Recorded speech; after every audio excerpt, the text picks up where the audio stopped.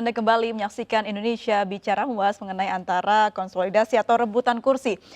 Mas Arya, kalau kita mendengar lagi ucapan begitu yang diutarakan oleh Presiden Jokowi kemarin ya di Sentul Bogor mengenai kementerian yang tidak berguna kita akan hilangkan begitu. Setujukah Anda dengan hal ini atau sebenarnya hal ini justru malah membuat blunder karena oposisi yang besar di balik Jokowi? Ya, kita pernah punya pengalaman beberapa kementerian yang dihilangkan ya ketika zaman Gus Dur ya kalau tidak saya salah. Kemudian juga ada penggabungan beberapa kementerian gitu ya seperti Kementerian Lingkungan Hidup itu juga digabung gitu ya.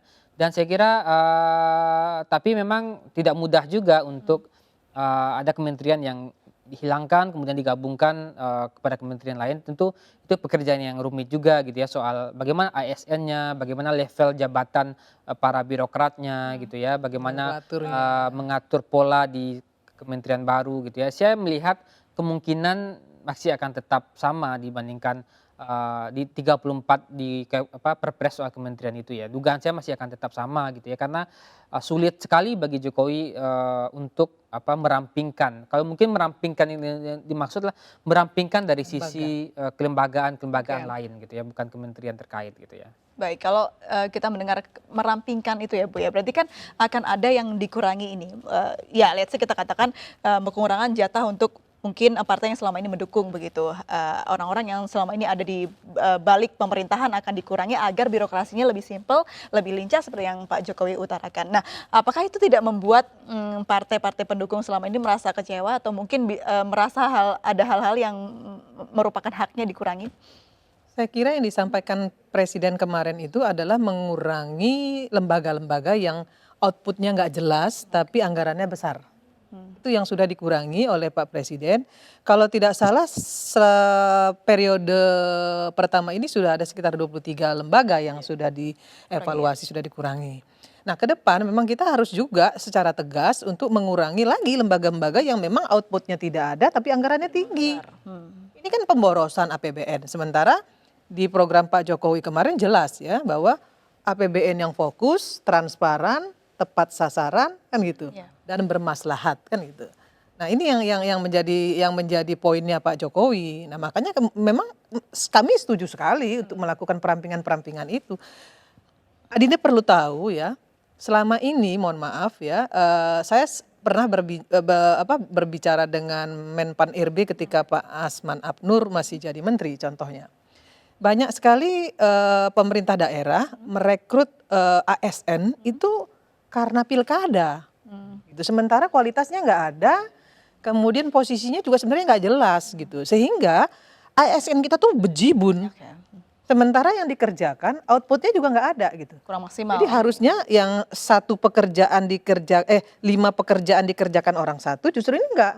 Pekerjaan satu dikerjakan oleh orang 5. Nah, ini yang menjadi beban APBN kita selama ini. Nah, inilah yang kemudian harus diselesaikan oleh Menpan RB gitu. Membuat efektif dan efisien artinya. Lalu apa upaya yang mungkin bisa dilakukan untuk itu Bu Irma? Karena kan katakanlah udah terlanjur begitu ya, apakah ini akan ada pengurangan berarti PHK?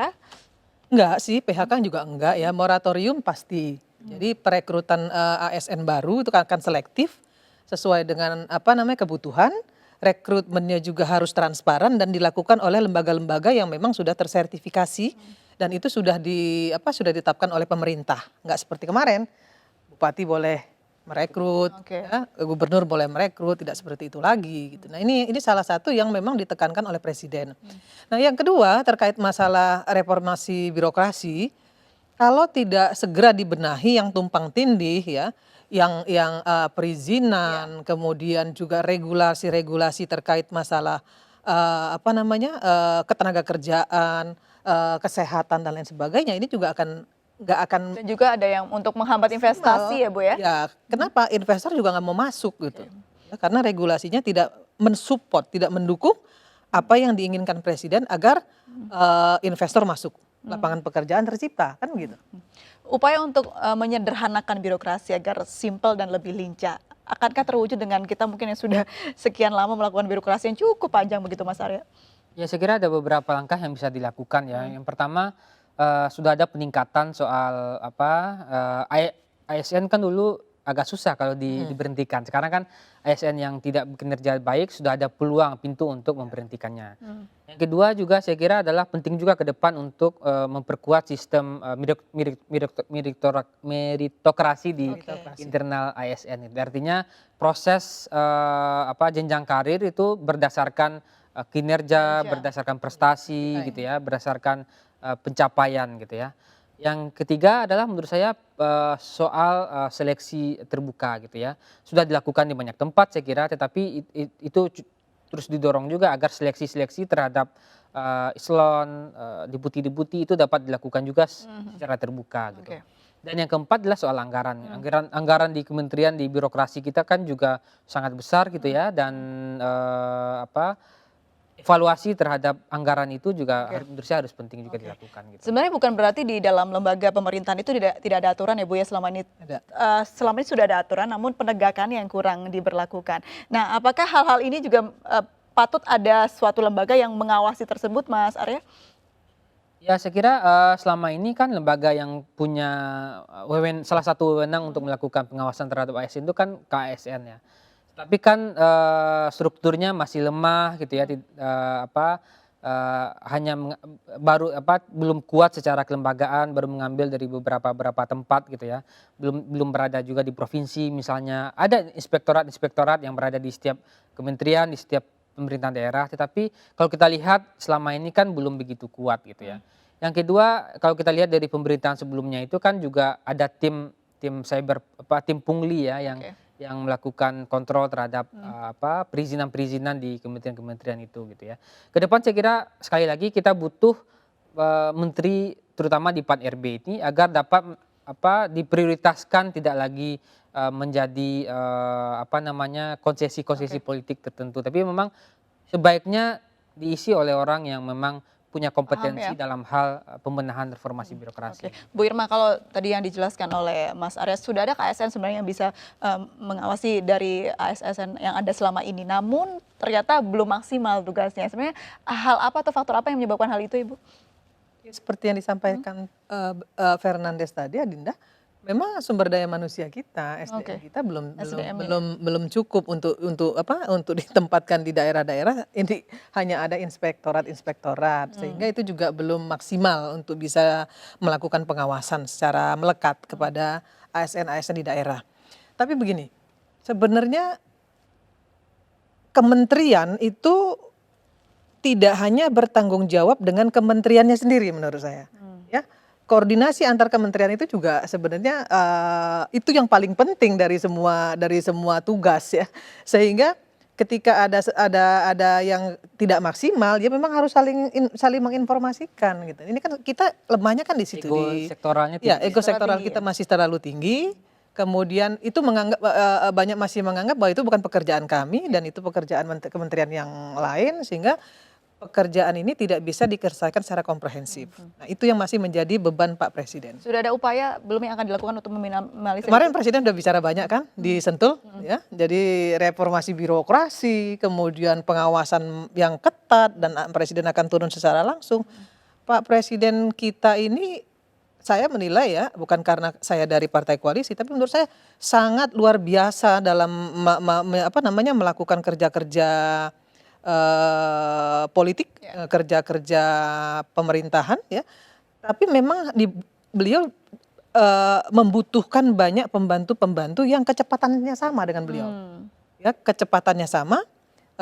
Jadi gini, kapasitasnya sama, kapabilitasnya sama, akuntabilitasnya juga sama gitu dengan beliau. Nah, inilah yang dibutuhkan Presiden agar 5 program tersebut bisa betul-betul terlaksana dengan baik. Periode yang akan. Ini jadi PR besar ya bagi nanti yang akan ditunjuk oleh Pak Jokowi, karena rupanya kriterianya cukup berat, harus mengimbangi kecepatan dari Pak Jokowi. Kalau Mas Arya sendiri melihat begitu ya, idaman mungkin bisa kita bilang, menteri-menteri idaman pilihan Pak Jokowi, apakah sudah menurut Anda sudah banyak nama yang akan bisa dimunculkan atau bahkan masih kekurangan? Saya tidak tahu siapa yang akan dipertahankan atau dicopot oleh Pak Presiden gitu ya. Tapi kalau kita lihat soal kinerja tentu menjadi pertimbangan utama apakah presiden akan mempertahankan atau tidak gitu ya. Terutama kinerja di 5 bidang tadi, infrastruktur, ekonomi, sumber daya manusia, reformasi birokrasi dan investasi gitu ya. Fokusnya ada di sini, presiden akan pantau kinerja kementerian tersebut. Kalau dia tidak mencapai target-target yang sudah dilakukan, mungkin akan diganti gitu. Tapi presiden juga mungkin akan pertahankan juga orang-orang yang dianggap berhasil, yang dianggap memenuhi standar kualifikasi presiden gitu ya. Yang kedua adalah soal chemistry ya, soal apakah presiden nyaman atau tidak bekerja sama dengan menteri tersebut. Yang ketiga mungkin menurut saya adalah dukungan politik itu juga salah satu pertimbangan ya, yang dilihat juga apakah dia akan pertahankan atau tidak gitu. Kalau kriteria secara spesifik, apakah Anda setuju dengan yang disebutkan oleh Bu Irma? Soal apa? Tadi soal bagaimana pemilihan pembantu presiden atau menteri tadi? Saya kira sepakat ya bahwa memang orang yang tepat harus berada juga di posisi yang tepat gitu ya, dan tentu presiden di awal pidatonya menyampaikan satu pernyataan yang menurut saya sangat bagus soal bahwa kita sebagai bangsa punya tantangan global yang tidak mudah, ada perubahan yang cepat di mana-mana dan kita harus mengantisipasi perubahan itu. Tentu ke depan saya kira adalah postur tim ekonominya harus kuat ya, karena beberapa reshuffle kan juga dilakukan di tim ekonomi gitu ya. Beberapa ada 6 kebijakan ekonomi yang dilakukan, harus benar-benar orang yang sudah solid di tim ekonominya. Yang kedua menurut saya adalah soal diplomasi ekonomi gitu ya. Itu ke depan juga menjadi tantangan karena sekarang kita menghadapi di global perang dagang antara Tiongkok dengan Amerika, belakangan juga Jepang dengan Korsel segala macam gitu. Jadi memang tim ekonomi menurut saya akan menjadi pintu terdepan untuk kita bisa bersaing dengan negara-negara lain gitu. Oke, tadi yang sempat saya ingat adalah track record dari siapa-siapa yang akan dipilih oleh Pak Jokowi. Tidak hanya mungkin hak prerogatif presiden, namun juga diharapkan masyarakat juga bisa memilih dan menilai begitu. Ibu setuju dengan hal ini atau cukup hak prerogatif presiden saja? Saya kira presiden kita Pak Jokowi ini bukan presiden yang otoriter ya. Beliau selalu mendengar, kemudian beliau selalu melihat dan turun langsung melihat kinerja bawahannya, kerja pembantu-pembantunya. Nah, yang dibutuhkan presiden kan yang pertama itu cepat, ya, kemudian punya kapasitas, kemudian juga punya komitmen, dan yang paling penting lagi punya akuntabilitas, ya, moral dan kepercayaan. Nah, itu yang dibutuhkan presiden. Nah, itu saya kira udah ada di kantong presiden. Ya, jadi kita nggak perlu lagi lah gitu ya, istilahnya uji publik. Saya kira nggak juga lah, presiden itu sudah melakukan itu, dia juga sudah punya tim pasti, dan saya kira presiden tahulah apa yang terbaik untuk Indonesia. Setuju Mas Arya? Saya kira tentu sudah ada di saku presiden gitu ya, mungkin akan ada penelusuran terhadap rekam jejak itu, dan itu menjadi penting karena presiden bagaimanapun harus mewariskan sesuatu yang baik di periode ini gitu, agar dia dikenang, Pak Jokowi ingin dikenang sebagai apa. Nah, itu yang penting dijawab oleh presiden. Untuk itu sepertinya 5 program itu kalau kan terjadi kalau di awal sangat infrastruktur yang sangat dominan, sekarang mungkin mulai bergeser pada investasi, pada pemberdayaan sumber daya manusia dan selanjutnya gitu ya. Dan apapun itu tentu tantangannya tidak mudah ke depan gitu ya. Presiden harus menegosiasikan banyak hal dengan anggota kabinetnya, dengan partai-partai politik gitu ya. Dan pada saat yang sama presiden juga harus memperkuat tingkat kepercayaan publik terhadap program-program pemerintahan. Gitu. Jadi uji publik tak terlalu penting ya di sini ya. Anda yakin Pak Jokowi sudah mempunyai penilaian tersendiri yang pro rakyat begitu? Ya, saya kira mungkin presiden tentu juga perlu mendengar suara-suara dari publik, dari kampus, dari civil society gitu ya. Tapi bagaimanapun tentu presiden punya kriterianya khusus. Kita sebagai publik mungkin hanya bisa memberikan kriteria-kriteria yang tepat untuk pada beberapa kementerian khusus. Misalnya tim ekonomi menurut saya penting sekali diisi oleh orang-orang yang punya kompetensi di bidang ini gitu ya. Karena tantangan kita tidak mudah, defisit neraca berjalan dan seterusnya gitu ya. Tim ekonomi memang harus betul-betul sangat kuat gitu. Baik, oke. Kita masih punya 1 segmen lagi untuk membahas hal ini, tetap bersama kami pemirsa di Indonesia Bicara.